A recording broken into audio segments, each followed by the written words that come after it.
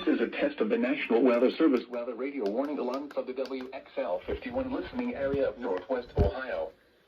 During potentially dangerous weather situations, specially built receivers are automatically activated to warn of impending hazard.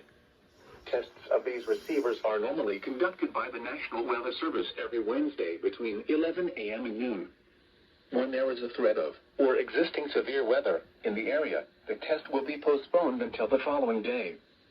This ends the test of National Weather Service weather radio warning alarm.